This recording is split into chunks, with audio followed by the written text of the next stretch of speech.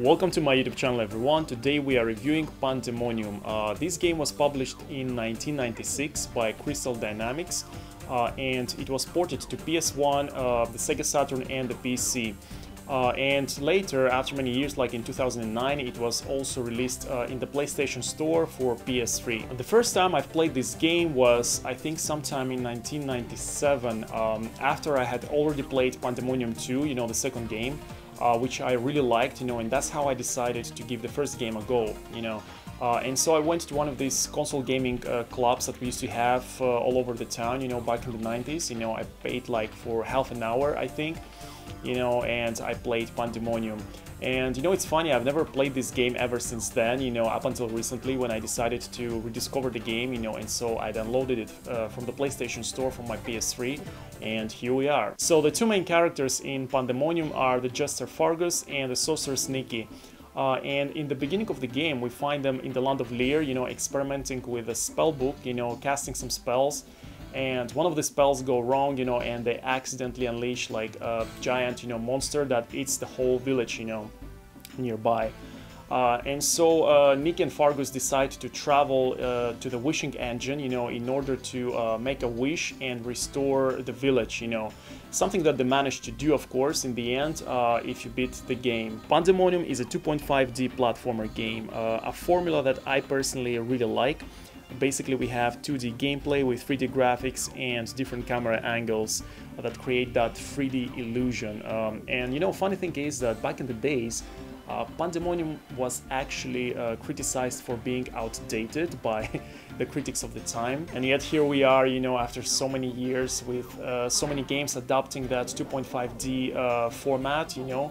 And they're actually very successful games like New and Tasty and Soulstorm, the new Super Mario Bros, you know, and several fighting games like Mortal Kombat, you know, and Street Fighter, you know, all of those games are 2.5D, you know, and they sell like crazy, you know, so I guess the critics of the 90s were wrong, you know. Moving on to the presentation, the aesthetics of Pandemonium are very much inspired by the medieval fantasy with some elements taken from the rave culture of the 90s. This game is very colorful, very psychedelic, you know, the artistic direction is quite wild, you know, and it looks like what I would assume would be tripping on mushrooms, you know, it's very dreamy. Even one of the bosses is called like the Shroom Lord, which I don't think is accidental. The level design is really cool in Pandemonium, I think. Every level has something unique that stands out, you know, something to remember. Which gives it like a sense of progression, you know, you don't feel like you're running in circles, you know, in the same level, you know, which is great, you know. I think the design team did a really good job, you know, and of course, you know, the visuals are very well complemented by the music. The music in this game is like very tribal, you know, with a lot of folk melodies that enhance that fantasy vibe, you know. And also there are these 90s synth sounds, you know, so yeah, like overall I think the presentation in Pandemonium is definitely one of the game's strongest points. And now let's talk about the gameplay. You can play as either Fargus or Nikki, and you can swap between them too while you are in the hub world. Each character has a slightly different gameplay in Pandemonium, which I think is quite interesting. Like Nikki, for example, has a double jump, which makes everything so much easier, you know, it's like super useful in this game, you know, so if you want to have a smoother experience, you would want to play as Nikki.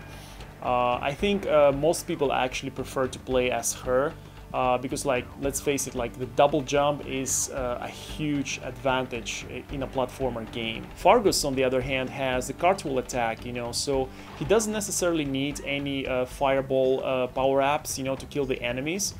But he doesn't have the double jump, you know, so platforming with Fargus is a little bit more challenging, you know. And by the way, Pandemonium is like one of the most difficult platformer games that I've ever played. The difficulty level is so extreme that it ruins all the fun.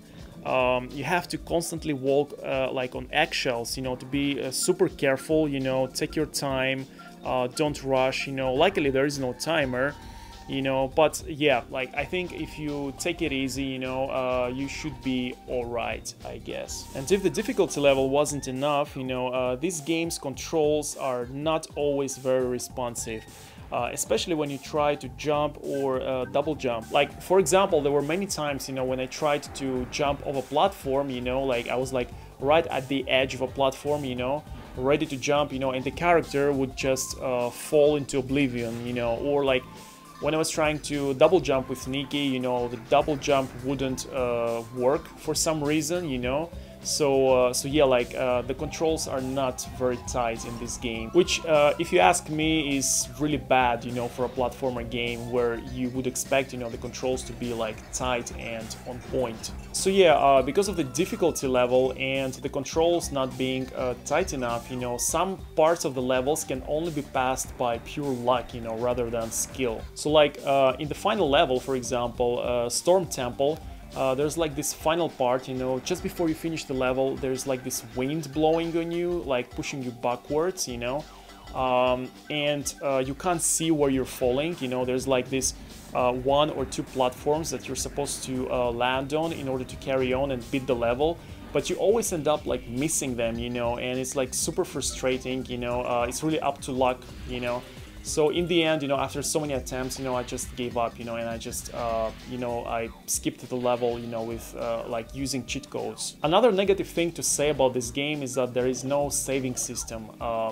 Basically, like when you finish each level, you know, the game gives you like this password that you have to, I don't know, like write down, you know, or take a picture of it or something, because like when it's game over, you have to go to the password screen and input that last password, you know, that the game had given you, in order for you to continue from where you left off. And this is something like really annoying, you know, like it's too much gymnastics, you know, just so you continue, you know, your game.